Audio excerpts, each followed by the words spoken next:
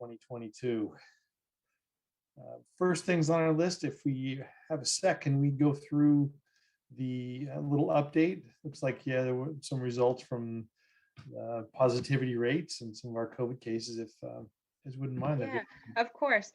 So definitely we're seeing a decline in the case numbers. So as you can see, our positivity rate this past reporting period for the 14 days prior was still at a little over 20%, but gradually coming down. So we get our readings every Wednesday. So I anticipate this Wednesday to be obviously on the lower side. Even the cases that we're actively monitoring, we're monitoring about 30 cases now, where 2 weeks ago we were monitoring close to 400 on a daily basis. So definitely a decrease there.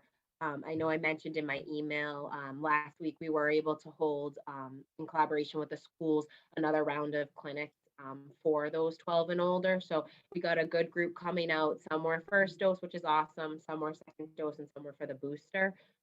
So we'll continue to do those collaborations.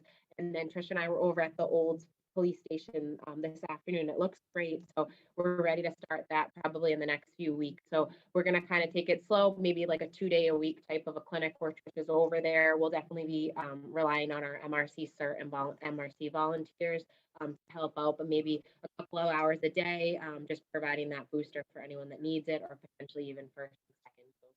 So we're excited for that. I know I have Rachel Brass and Amber Mullen on the call as well with us tonight, so I don't want to take up too much time. They do kind of want to see how the flow of the board meeting goes, because I did at first say maybe we can put them in the beginning, but they kind of want to gauge the group and see how a meeting goes, and then they figured at the end they could do a short presentation for what their future plans are for the Walpole Health Department. So. Sounds great. Welcome, Rachel, Amber. We have got a few Rachels. Looks like we've got a trifecta of Rachels on the call. Huh? So great. Thank you very much. Appreciate the update. First thing on our agenda is the approval of minutes from January 18th. Had any comments or questions about them?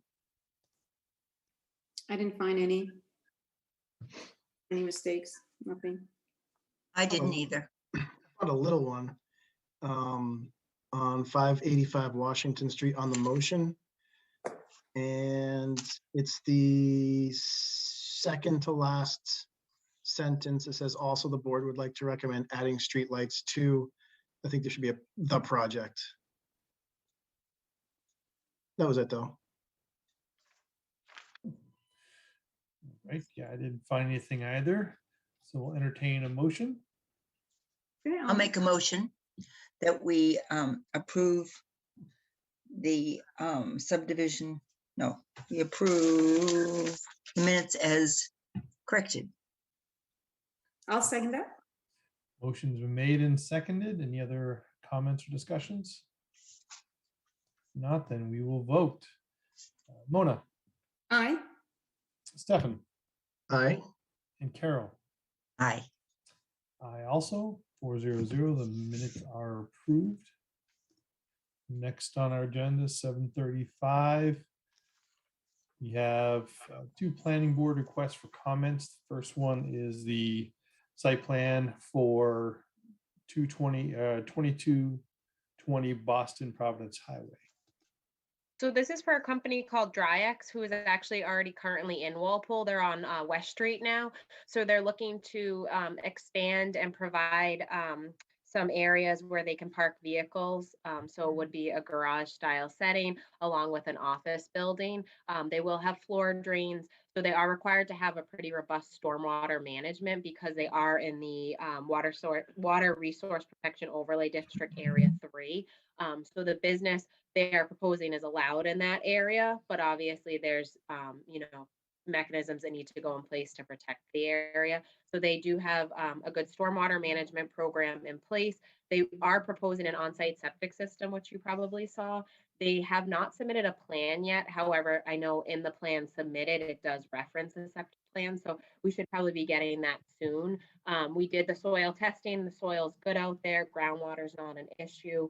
The only concerns I would think of is whatever chemicals they're storing on site need to be stored properly, obviously. And if they meet that threshold where they have 50 gallons or 25 pounds of toxic hazardous material, they would need to file with our department. Okay. And the special permit mentions some about the impervious, Correct. So once they hit a certain square footage for impervious material, it does trigger the requirement for a special permit to be applied for. Do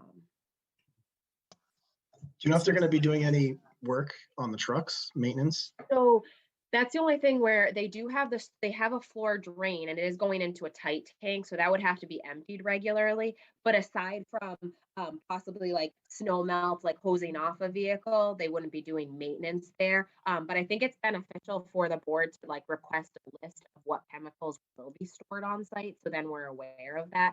And obviously the work that they're doing, it's not done on site. It would be going to businesses. I don't know if they do residential as well, and providing these services. I wasn't sure if they're doing like oil changes or anything like that, if it's a truck bay. Yeah, they didn't specify that on it, but I think it's a good question to bring up. And obviously that would trigger toxic hazardous reporting as well, because it would have a certain amount of chemicals that they'd be storing on site. And then ultimately that would require them to empty the tight tank more frequently, because everything would be going into the floor drain. All the runoff would be going into the floor drain. And then obviously it's on-site septic, so they're not allowed to have that go into their septic system within a tight tank. And then like a typical tight tank, you would have it pumped as frequently as necessary. Yeah. So how do you do that with a motion? Do you pose a question back to these people here? So possibly, again, inquiring further as to a list of chemicals that are going to be used on site, and then possibly even what services they'll be providing on site. Again, you brought up an example of just servicing the vehicle, so inquiring those items, and then what will happen is we'll give our comments rather to the ZBA, and then they'll field it back to the applicant. Okay. So It would seem that we cannot make a motion with all these questions in mind. Well, I think we can make a motion, but it would be kind of spun in a way where we would be looking for further information. But do we need to make two different motions, one for the site plan approval and one for the special permit for the impervious? I think as a whole for the Board of Health, I think it can be under one motion, that's okay. And just you'd specify for both the site plan and the special permit, because I think for both those applications, our comments are still the same. Okay. there's a lot to discuss on that. Does anyone want to make a motion? I'll make a motion in regard to the Dryax site plan approval case and the special permit case. The Board of Health for 2220 Boston Providence Highway. The Board of Health would like to request a list for the types of services provided on site. Also, we would like to request a list of the toxic hazardous chemicals that would be stored on site, as well as requesting a permit, that they would apply for a permit for storage. Is this what you said, Melissa? So They need- depending if they meet that threshold of the requirement, which would be 50 gallons or 25 pounds, they would be required to file with our department, correct? Okay, so Our we would- motion is just around comments, so we can make the comments. We're not trying to support or deny. It's just comments they're asking for, right? Right. Correct. And then ultimately you can ask in that third part of just the septic plan would need to be obviously submitted to the health department. Okay, and the Board of Health would like to request a septic system application to the health department. Didn't you say though the plan did include a septic system? So it include it to the planning board, but we haven't had a separate submittal to the health department. So they're required to submit a plan directly to the health department for our review. And then once we sign off on the plan, then we oversee the installation of the system. Okay. So we'll include that in the, We have a motion and it's been amended. Do we hear a second? I'll second that. Motion's been made, amended, and second. Any other comments or additions? And we will vote on the motion. Mona, aye. Stefan, Aye. and Carol. Aye. And I also. That one. Motion passes 4-0-0. Next on our agenda is the site plan approval for High Plain. There's also the zoning board of appeals, the special permit for the same property. Yeah, so we actually got to have a meeting with Dan Merrickin, who's the engineer for this project this past week. So he was able to outline what the project consisted of, provide us with a plan overview.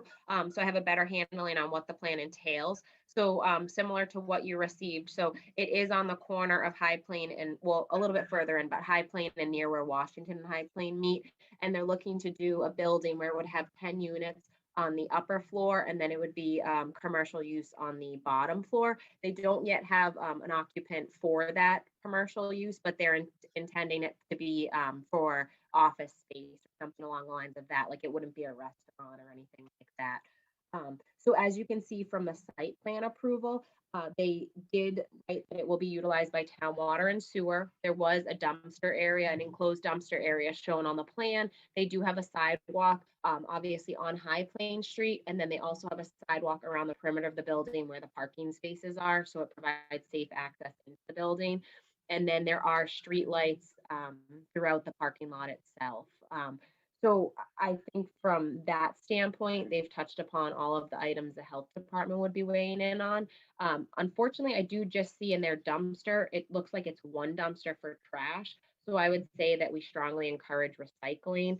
And ultimately, when it is a residential building, and I think this even applies for commercial, if you offer solid waste, so trash collection, you're required to also provide recycling because as you know, there's some bans with solid waste.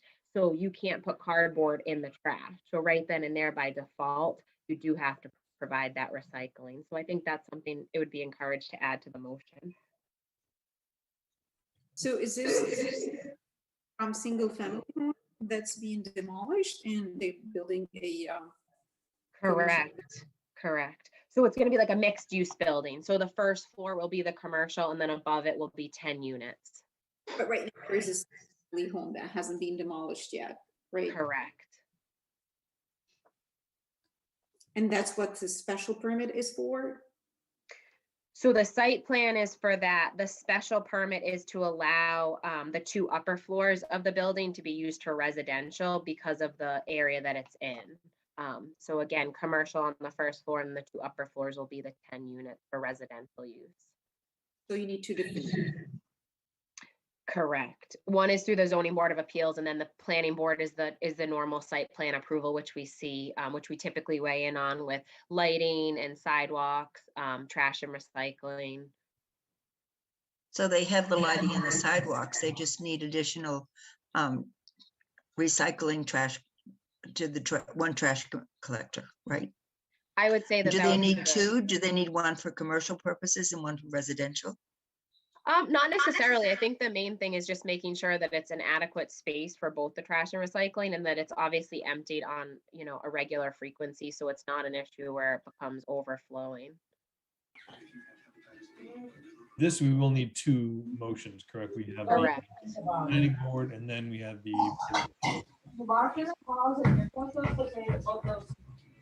Things with your filthy hands from karate. That's sorry, whoever might be on speaker, if we could mute, that would be appreciated. All right, so we have the planning board motion first. Does anybody want to make a motion?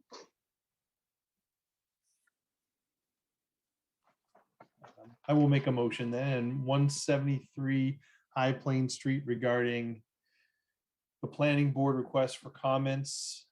The Board of Health would like to have them clarify and ensure that there are 2 dumpsters and proper area and facilities for both the standard dumpster as well as recycling. Otherwise, the Board of Health has no other specific comments. I'll second that. Motion has been made and seconded. Any other comments on this portion? We will vote on the planning board comments. Mona, Aye. Stefan, Aye. and Carol. Aye. I also 4-0-0. And we'll make a motion regarding the Board of Appeals. Does anyone want to make a motion on that one? I will stay with it then. I'll make a motion regarding 173 High Plains Street. The Board of Appeals is requesting comments on the special permit for allowing upper floors of this new building for residential use. For this portion of the special permit, the Board of Health has no specific comments or concerns. I'll second that. I'll second that. Okay, motion been made and seconded. Do we have any other comments? We will vote on the motion. Mona, Aye. Stefan, Aye. and Carol. Aye. I also 4-0-0. The motion has been passed. The comments will be passed along. Right, next on our list. So we got the Zoning Board of Appeals. We did both of those for High Plain. Conservation Commission request for comments and land disturbance permit for Lincoln Estates.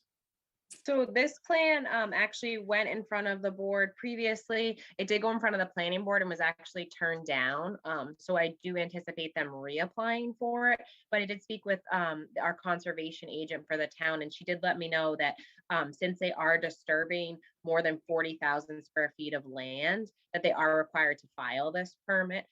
So that is a process that they go through. Obviously, they have to show that, what they're disturbing and how they're going to, bring life back to the development and stormwater management and all of that. But pertaining to the land disturbance permit itself, we wouldn't really have any comments on that. You want to make a motion regarding the Conservation Commission request for comments? I'll make a motion regarding the Conservation Commission's request for comments on the Health Board regarding Lincoln Estates land disturbance permit. We have no comment. Second. Motion's been made and seconded. Any other comments? Discussions? We will vote on the motion. Mona, Aye. Stefan, Aye. and Carol. Aye. And I also, the motion passes. No comments from the board. Right, now, the important part. Definitely like to invite Rachel and Amber to give us a little background and welcome to the meeting.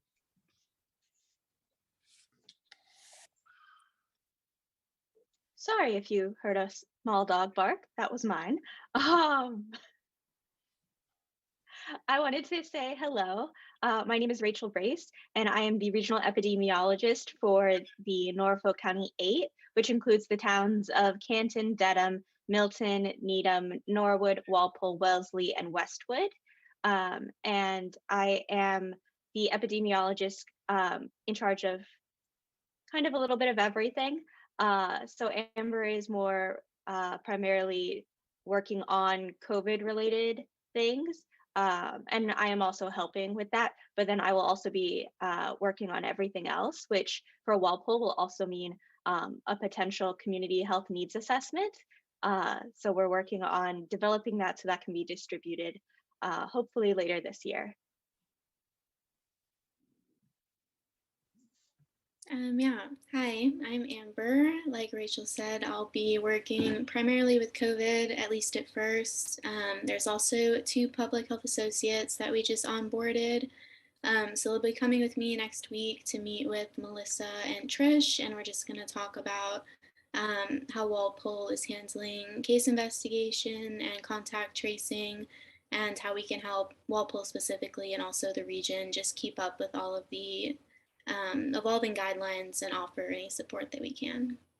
So thank you for letting us sit in. That's great. Congratulations on the grant and all the hard work. I saw that there was the potential of extending, so that's great to know. What can we do to help you guys? I know you're meeting with Melissa and was it next week you said? Yes, next week. Awesome. What anything we can help with or anything else that you guys need? I can't think of anything right now. It might come up. I know Rachel had an initial meeting, and we'll touch base again. We have like the monthly regional meeting, so things might come up there too, and we will be sure to let you know. We wanted to make sure that the board kind of knew our faces and a little bit about us, so that if you ever had any questions of like an epidemiological or like a statistics nature, you can always reach out and ask us. We're more than happy to help. One of the things we're also working on is developing like an interactive COVID dashboard specific to Walpole, so that residents can like kind of look and see exactly like how Walpole is doing in comparison to the state, but also some surrounding towns, and see exactly like how the cases are going up and how lately they've been dropping pretty dramatically. So just providing that extra additional information is something that we're working on getting out as well. So like Amber mentioned, I don't think we need anything right now, but we wanted to make sure that the board knew who we were, and that if you ever wanted us to attend or ever had any questions, to never hesitate, because we are always here to help out Walpole and the rest of the region. I have a question. So bringing up the dashboard, how is Walpole doing compared to the surrounding towns? You guys said the grant covers Canton, Dedham. How are we doing compared to these towns? Like, are we higher at a high percentage, what we're seeing? Walpole's actually doing pretty well. It's very, very much like in the middle of the pack, but that's pretty excellent, because like on the not good end would be kind of Norwood with like a really large number of cases. So Walpole's cases have been they've been kind of matching the increase that we've been seeing with the rest of the state, but the numbers are just much lower in general. And also the vaccination rates are pretty good. They're pretty stable, which is actually great to see. And we are seeing like a steady increase in children getting vaccines. So we're really seeing that like everyone in Walpole's really doing their part to kind of like combat like the spread of COVID-19. That's interesting. So just out of curiosity, what's the percentage in Norwood right now for positive cases? I believe the positive percent rate in Norwood is, don't quote me on this, but I think it's around like 17%. I think I will have to double check that. But Norwood just has a larger number of cases in general. For example, a couple weeks ago, Norwood was past 1,000 cases in a 2-week period, which Walpole hasn't broken, which is great. So really just like seeing that comparison is really helpful. And what we're seeing is that a lot of Walpole vaccinations, which is, I think, one of the more meaningful metrics, is that they're like always inching higher and higher towards like higher than like an 80% threshold, which is great to see. In general, the region has a pretty low like hospitalization rate when it comes to COVID and an ICU rate when it comes to COVID. So we're really happy about that. And what we see is that generally when people like are getting cases, that they're not as severe. So you're saying the rates of vaccination in Walpole are higher than the surrounding towns? They're higher than several of the surrounding towns, not all of them. And in different age groups, it all varies just because of the breakdown in age groups across the towns. Okay, great. Just thanks to our nurses and Trish holding up all these emergency COVID clinics. And thank you, Melissa and Trish and everybody else. Absolutely. Trish and Melissa, if there's anything, do you guys see anything that we can do that Rachel and Amber can help with? Is there other Oh, paths or? I think we're just super excited to have two epidemiologists on our team, because I think like Trish and I, like we can put in the work, but I think it's like the different mindset. And also I think like numbers speak, and I feel like having those nice charts and people can visualize, you know, numbers better and rates. And again, even like Rachel said, like delving even deeper, hopefully when we're done with COVID, it's like just different rates, like mosquitoes, tick-borne illnesses, just other public health items that maybe we're scratching the surface of that we can get a little deeper in. So we're super excited, I know, to have both of them join us. Great. So, well, thank you both very much for attending, and we look forward to working with you. And Rachel, I do have a question. What bridge is that? Is it the Golden Gate behind you? Yeah, I was feeling a little bit homesick, so I made it my virtual background. I'm originally from San Francisco, so it is the Golden Gate Bridge behind me. I know it well. I actually grew up in Pleasanton, so I know the area. So welcome to the East Coast. Thank you. I'm enjoying it except for the snow. Oh, yeah. And you're been here more years than I can care to comment on, and I'm still not used to it. Great. Well, thank you very much. We appreciate that. Look forward to working with you guys. Anything else we have for the board to discuss? No, I don't have anything else. Our next meeting will be the 15th of February. All right. Well, in that case, we will entertain a motion to adjourn. I'll make a motion that we adjourn. I'll second that. Motion been made and seconded. We will vote to close. Mona, Aye. Harold, Aye. and Stefan. Aye. I also thank you very much, and have a great couple of weeks. We'll catch up soon. Thank Thank you. you. Thank you, everyone.